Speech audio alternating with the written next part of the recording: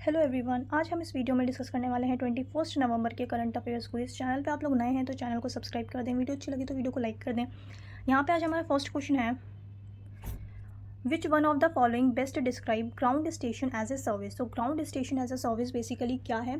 सो एक cloud based service है जो प्रोवाइड करता है सैटेलाइट ऑपरेटर्स को कि वो एक्सेस कर सकें ग्राउंड स्टेशन इंफ्रास्ट्रक्चर पे for communication with satellite. So option number B जो होगा हमारा यहाँ पे राइट आंसर होगा। The next question is, consider the following statements regarding national company law tribunal. So national company law tribunal की अगर हम बात करें सो ये बेसिकली ये ट्राइब्यूनल एस्टैब्लिश हुआ था किसकी रिकमेंडेशन के बाद? Justice Eradi committee. So justice Eradi committee के रिकमेंडेशन के बाद नेशनल कंपनी लॉ ट्राइब्यूनल जो है एस्टैब्लिश हुआ था। सो यहाँ पे स्टेटमेंट 1 जो है हमारी बिल्कुल करेक्ट है। सेकेंड स्टेटमेंट है, और एक चीज़ यहाँ पे ये बेसिकली जो ये ट्राइब्यूनल सेटअप हुआ है ये हमारा सेक्शन 408 के तहत कंपनीज एक्ट ऑफ 2013 के तहत जो है एनिक्लेट या फिर नेशनल कंपनी लॉ ट्राइब्यूनल जो इस्टेब्लिश हुआ है कंपनीज एक्ट ऑफ 2013 का जो सेक्शन 408 है इसके तहत जो है ये ट्राइब्यूनल इस्टेब्लिश किया गया है। एंड ये ट्राइब्यूनल जो बेसिकली इस्टेब्लिश किया है ये हुआ है 2016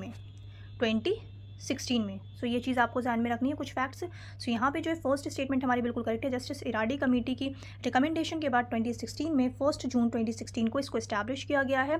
एंड ये बेसिकली जो इस्टेब्लिश हुआ है ये कंपनीज एक्ट ऑफ 2013 के सेक्शन 408 के तहत इसको इस्टेब्लिश किया गया है। सेकेंड स्टेटमेंट है, the central government appoints benches for the national company law tribunal in 16 states with varying authorities. So यहाँ पे अगर हम बात करें सेकंड स्टेटमेंट की तो स्टेटमेंट 2 जो है हमारी ये बिल्कुल करेक्ट स्टेटमेंट है कि सेंट्रल गवर्नमेंट अपॉइंट करती है एनिक्लेट के बेंचेस को जिसमें 16 स्टेट्स हैं। सो यहाँ पे सेकंड स्टेटमेंट भी और फर्स्ट स्टेटमेंट भी बिल्कुल करेक्ट है। थर्ड स्टेटमेंट की बात करें, each bench of NCLAT comprises of 10 judicial members and 10 technical members. So अगर हम जुडिशियल मेंबर की बात करें नेशनल कंपनी लॉ ट्राइब्यूनल में सो इसमें जो जुडिशियल मेंबर होते हैं ये होते हैं 16 जुडिशियल मेंबर होते हैं एंड टेक्निकल मेंबर्स जो होते हैं वो होते हैं 9। सो 9 टेक्निकल मेंबर्स होते हैं एंड 16 जुडिशियल मेंबर्स होते हैं। सो यहाँ पे स्टेटमेंट 3 जो होगी हमारी ये इनकरेक्ट हो जाएगी। यहाँ पे हमसे करेक्ट पूछ रहे थे। सो यहाँ पे करेक्ट जो होगा हमारा राइट आंसर होगा option number A 1 and 2। So 1 and 2 statement जो थी हमारी ये बिल्कुल करेक्ट स्टेटमेंट थी। The next question is, which of the following is not a limitation. यहाँ पे नॉट अ लिमिटेशन पूछ रहे हैं of the effectiveness of smoke towers as a solution to urban air pollution. So यहाँ पे limitation पूछ रहे हैं कि लिमिटेशन कौन सी नहीं है अर्बन एयर पॉल्यूशन से रिलेटेड। सो यहाँ पे है statement 1, smoke towers are energy intensive and require significant operational cost for continuous functioning. तो ये बिल्कुल सही बात है और ये बेसिकली एक लिमिटेशन भी है अर्बन एयर पॉल्यूशन पे। सो यहाँ पे स्टेटमेंट 1 जो ये राइट होगा, यहाँ पे हमसे नॉट लिमिटेशन पूछ रहे हैं, ठीक है। सो ये हमारा आंसर नहीं होगा बट ये राइट स्टेटमेंट है लिमिटेशन की अगर हम बात करें। सेकेंड स्टेटमेंट है, they primarily address particulate matter but are less effective against gaseous pollutants like nitrogen oxides and sulphur dioxide. So यहाँ पे स्टेटमेंट बी जो है ये भी हमारी बिल्कुल करेक्ट है अर्बन एयर पॉल्यूशन से रिलेटेड। तो यहाँ पे आंसर हमारा ये भी नहीं होगा, ये भी एक लिमिटेशन है और यहाँ पे हमसे पूछ रहे हैं नॉट लिमिटेशन। सो यहाँ पे थर्ड स्टेटमेंट है, the scalability of smoke towers is restricted due to their limited range and localised impact. So यहाँ पे स्टेटमेंट 3 जो है ये भी बिल्कुल करेक्ट स्टेटमेंट है, दैट्स वाई ये भी हमारा आंसर नहीं होगा। सो लास्ट स्टेटमेंट है हमारी, smoke towers are design to operate only in specific weather condition such as high wind speeds. So यहाँ पे स्टेटमेंट डी जो होगा ये आंसर बिल्कुल करेक्ट है बिकॉज हमसे नॉट लिमिटेशन पूछी थी। सो ये कोई लिमिटेशन नहीं है कि स्मोक टावर्स का जो सॉल्यूशन है अर्बन एयर पॉल्यूशन में तो उससे रिलेटेड नॉट लिमिटेशन कौन सी है, लिमिटेशन नहीं है बेसिकली। सो ये लिमिटेशन नहीं है तो यहाँ पे ऑप्शन नंबर डी जो होगा हमारा राइट आंसर होगा। The next question is, Which one of the following statements is not correct regarding under trial prisoners in the भारतीय नागरिक सुरक्षा संहिता 2023। सो यहाँ पे इनकरेक्ट पूछ रहे हैं, नॉट करेक्ट पूछ रहे हैं। सो क्वेश्चंस बहुत ध्यान से पढ़िएगा। यहाँ पे हमसे बेसिकली जो पूछा है वो हमसे जो इनकरेक्ट स्टेटमेंट है वो पूछ रहे हैं अंडर भारतीय नागरिक सुरक्षा संहिता 2023। सो ये स्टेटमेंट 1 अगर हम देखें, An under trial prisoner who has not been accused of offences punishable with death or life imprisonment shall be released on bail after serving 1/2 of the maximum period of imprisonment for that offence। So ये statement बिल्कुल correct है हमारी, तो हमारा answer ये नहीं होगा। सो ये आंसर हमारा नहीं होगा बिकॉज ये बिल्कुल राइट स्टेटमेंट है। अगर हम भारतीय नागरिक सुरक्षा संहिता की बात करें तो ये हमारा बिल्कुल करेक्ट स्टेटमेंट है, दैट्स वाई ये आंसर नहीं होगा हमारा। सेकेंड स्टेटमेंट है, सेक्शन 479 ऑफ द BNSS मतलब Bharatiya Nagarik Suraksha Sanhita includes a provision that relaxes the bail standard for first time offenders allowing them to be released after serving 1/3 of the maximum sentence. तो ये भी बात भी बिल्कुल सही है, तो यहाँ पे बी आंसर जो होगा ये भी नहीं होगा। हमसे इनकरेक्ट पूछ रहे थे। सो यहाँ पे थर्ड है, first time offenders are eligible for bail under section 479 even if there are multiple ongoing investigations और trials for different offences against them. So यहाँ पे ऑप्शन नंबर सी जो है ये इनकरेक्ट है। दैट्स वाई हमारा आंसर जो होगा यहाँ पे सी होगा, बिकॉज हमसे इनकरेक्ट पूछ रहे थे। ऐसा कुछ भी नहीं है कि कोई फर्स्ट टाइम ऑफेंडर है और वो एलिजिबल हो जाएगा बेल के लिए सेक्शन 479 के अंडर, ऐसा नहीं है, वो बेल के लिए एलिजिबल नहीं होगा। दैट्स वाई आंसर जो होगा हमारा ऑप्शन नंबर सी होगा। अच्छा, नेक्स्ट भी हम देख लेते हैं कि जो स्टेटमेंट डी है, the provisions in section 479 are similar to the earlier section 436A of the code of criminal procedure 1973। So यहाँ पे जो है स्टेटमेंट डी ये भी बिल्कुल करेक्ट स्टेटमेंट है। दैट्स वाई हमारा आंसर ये भी नहीं होगा। The next question is which one of the following is not a feature of India's nuclear doctrine 2003। So अगर हम इंडिया न्यूक्लियर डॉक्ट्रिन की बात करें 2003 की, तो इसके बेसिकली की फीचर्स कौन कौन से थे। यहाँ पे हमसे बहुत ध्यान से आपने क्वेश्चन करना है। यहाँ पे हमसे पूछे नॉट अ फीचर कि फीचर कौन सा नहीं है। तो पहले हम ये जान लेते हैं कि जो न्यूक्लियर डॉक्ट्रिन था हमारा 2003 का, इसके फीचर्स क्या क्या थे। सो फर्स्ट तो था कि नो फर्स्ट यूज़ पॉलिसी, ये जो है ए, तो हमारा आंसर ये नहीं होगा। सो एक ये था नो फर्स्ट यूज़ पॉलिसी। एक था क्रेडिबल मिनिमम डिटेरेंस, सो ये भी था 2003 की हम बात करें जो हमारा न्यूक्लियर डॉक्ट्रिन था 2003 का, no first use policy, credible minimum deterrence, command and control and massive retaliation. So massive retaliation, so ये सब जो थे ये फीचर्स थे। काउंटर फोर्स रिटेलिएशन जो था बेसिकली काउंटर फोर्स रिटेलिएशन, ये कोई भी ऐसा डॉक्ट्रिन नहीं था या ऐसा की फीचर नहीं था हमारा न्यूक्लियर डॉक्ट्रिन जो था 2003 का। दैट्स वाई हमारा जो आंसर होगा वो होगा option number C, creating a nuclear free world. ये भी एक हमारा ऑब्जेक्टिव था, एक फीचर था।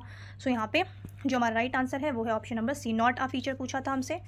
The next question is consider the following with reference to the money laundering. So money laundering से रिलेटेड हम लोगों ने काफ़ी डिस्कशन की है। यहाँ पे स्टेटमेंट्स देखते हैं। The money laundering is the process of legally investigating large sums of money. So यहाँ पे कह रहे हैं legally investigating large sum of money, तो ये बेसिकली इलीगली मनी के लिए होता है। सो यहाँ पे क्या होगा, इलीगली। दैट्स वाई जो स्टेटमेंट 1 है हमारी ये इनकरेक्ट हो जाएगी, ये करेक्ट नहीं है। अच्छा, और हमसे यहाँ पे नॉट करेक्ट ही पूछ रहे हैं। सो ये हमारा इनकरेक्ट है, तो आंसर में ये जाएगा हमारा। सो यहाँ पे ये इनकरेक्ट है। सेकंड है the authentication is a typical stage in the money laundering process. So अगर हम ऑथेंटिकेशन की बात करें तो authentication is not a stage. So authentication is not a stage होगा। दैट्स वाई ये स्टेटमेंट जो है हमारी इनकरेक्ट होगी। थर्ड स्टेटमेंट है the international money laundering fund international monetary fund developed the 40 recommendations for combating money laundering. So अगर हम इसकी बात करें स्टेटमेंट 3 की कि 40 रिकमेंडेशंस जो है वो दी है कॉम्बैट करने के लिए मनी लॉन्ड्रिंग को, बट ये कौन सी ऑर्गेनाइजेशन ने दी है, ये है financial action task force. So financial action task force ने दी है, ना कि international monetary fund. That's why statement 3 जो है ये भी हमारी बिल्कुल इनकरेक्ट है। फोर्थ स्टेटमेंट है यहाँ the primary purpose of the placement stage in money laundering is to withdraw funds from financial institutions. So यहाँ पे स्टेटमेंट 4 जो है ये भी बिल्कुल इनकरेक्ट है, बिकॉज ये डिपॉजिट करना है, परचेजिंग एसेट है, तो यहाँ पे फोर्थ जो होगा ये बिल्कुल इनकरेक्ट होगा। फंड्स विदड्रॉ करना है फाइनेंशियल इंस्टीट्यूशन से, ये नहीं होता। सो ये चारों ही स्टेटमेंट्स हमारी गलत हैं। यहाँ हमसे इनकरेक्ट ही पूछ रहे थे, नॉट करेक्ट पूछ रहे थे, तो हमारा आंसर होगा all 4। So option number D जो होगा हमारे यहाँ पे राइट आंसर होगा all 4। The next question is which of the following statements are correct in respect of EVM। So EVM की अगर हम बात करें, the function of an EVM is to record and store votes electronically. So यहाँ पे जो है बिल्कुल सही है, फर्स्ट स्टेटमेंट हमसे करेक्ट पूछ रहे थे। सेकंड है the IIT Delhi developed the first electronic voting machine in India. So statement 2 बिल्कुल इनकरेक्ट है, बिकॉज EVM जो हमारा फर्स्ट डेवलप्ड हुआ है वो इंडिया में, वो किसने किया है, इलेक्शन कमीशन ऑफ इंडिया ने काफ़ी सारी ऑर्गेनाइजेशंस के साथ मिलकर के जो है डेवलप्ड किया था first electronic machine. That's why statement 2 जो है बिल्कुल इनकरेक्ट है, यहाँ हमसे करेक्ट पूछ रहे थे। थर्ड है the ballot unit component of an EVM records the votes cast by the voter. So यहाँ पे स्टेटमेंट 3 जो है ये भी बिल्कुल करेक्ट है, फर्स्ट भी करेक्ट है, थर्ड भी करेक्ट है, आंसर होगा 1 और 3। सो 1 और 3 जो है राइट आंसर होगा। सो हमारा यहाँ पे जो राइट आंसर होगा वो होगा ऑप्शन नंबर सी, 1 और 3 only. The next question is what was the main issue raised in the Shri Rama Murthy versus state of Karnataka case. So basically ये जो केस था Shri Rama Murthy versus state of Karnataka case, इसमें जो है प्रिजनर्स की राइट्स की बात की गई थी। तो यहाँ पे ऑप्शन नंबर ए जो है हमारा राइट आंसर होगा, rights of prisoners including over crowding and living conditions in prisons. So prison में जो प्रिजनर्स की बेसिकली कंडीशन है, लिविंग कंडीशन है, और वहाँ पे ओवर क्राउडिंग है। सो ये सारी चीज़ें जो है श्री रामा मूर्ति केस में उठाई गई थी, Shri Rama Murthy versus state of Karnataka case में। सो ये बेसिकली राइट्स ऑफ प्रिजनर्स से रिलेटेड है। ऑप्शन नंबर ए जो है यहाँ पे हमारा राइट आंसर होगा। The next question is consider the following statements. So यहाँ पे हमसे करेक्ट पूछ रहे हैं the purpose of the UN human rights council is to provide humanitarian assistance. So यहाँ पे जो है अगर हम स्टेटमेंट 1 की बात करें कि जो UN ह्यूमन राइट्स काउंसिल है इसका जो है डायरेक्ट ये ह्यूमैनिटेरियन असिस्टेंस प्रोवाइड नहीं करता है, दैट्स वाई यहाँ पे स्टेटमेंट 1 जो है ये इनकरेक्ट है। ह्यूमन राइट्स कमीशन जो है ह्यूमन राइट्स काउंसिल जो है ये बेसिकली प्रोमोट करता है, प्रोटेक्ट करने की बात करता है ह्यूमन राइट्स को ग्लोबली।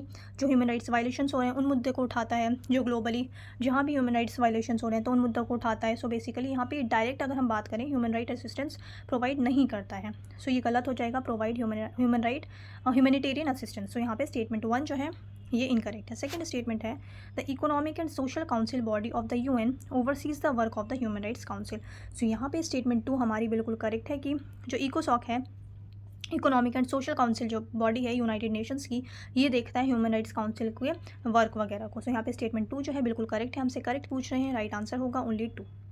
सो ओनली 2 जो है हमारा राइट आंसर होगा option number B. The next question is consider the following with reference to the primary purpose of the Nelson Mandela rules 2015। So Nelson Mandela rule की अगर हम बात करें तो यहाँ पे फर्स्ट है to outline the legal process for the release of prisoners. So यहाँ पे जो है नेल्सन मंडेला रूल्स जो हैं ये कोई भी लीगल प्रोसेस की बात नहीं करते हैं, रिलीज ऑफ प्रिजनर से रिलेटेड किसी लीगल प्रोसेस की बात नहीं करते हैं। So do not specifically outline the legal process for the release of prisoners, that's why ये स्टेटमेंट 1 जो है हमारी इनकरेक्ट है। सेकेंड स्टेटमेंट है settings limits on prison sentences. तो यहाँ पे सेकंड स्टेटमेंट भी बिल्कुल इनकरेक्ट है, कोई भी सेट नहीं कर सकता प्रिजन सेंटेंसेस को के लिमिटेशंस। तो यहाँ पे लिमिट लगाता है, ऐसा कुछ भी नहीं है। नेल्सन मंडेला जो 2015 रूल्स हैं उसमें ऐसा कुछ भी नहीं है। सो सेकंड स्टेटमेंट जो है ये भी हमारा इनकरेक्ट स्टेटमेंट है। थर्ड है promoting the rehabilitation and reformation of prisoners. So यहाँ पे स्टेटमेंट 3 जो है ये बिल्कुल करेक्ट है कि प्रोमोट करना रिहेबिलिटेशन को एंड रिफॉर्मेशन को प्रिजनर्स के। सो यहाँ पे नेल्सन मंडेला रूल जो है नेल्सन मंडेला रूल 2015, तो उसमें इस चीज़ की बात की गई है प्रोमोट करना रिहेबिलिटेशन को, रिफॉर्म करना prisoner, reformation of prisoners, promoting the rehabilitation. So यहाँ पे स्टेटमेंट 3 जो है बिल्कुल करेक्ट है। देन फोर्थ जो है रिफॉर्मेशन एंड रिहेबिलिटेशन वही चीज़ है, तो यहाँ पे फोर्थ भी जो है ये भी बिल्कुल करेक्ट है। सो यहाँ पे हमसे करेक्ट पूछ रहे थे, आंसर होगा 3 एंड 4, यानी कि ओनली 2 स्टेटमेंट्स जो होंगी हमारी करेक्ट होंगे। सो ऑप्शन नंबर बी जो है हमारे यहाँ पे राइट आंसर होगा, option number B. I hope आप लोगों ने अच्छे से प्रैक्टिस की होगी क्वेश्चंस की। चैनल पे आप लोग नए हैं तो चैनल को सब्सक्राइब कर दें, वीडियो अच्छी लगे तो वीडियो को लाइक कर दें। अब मिलते हैं नेक्स्ट वीडियो में।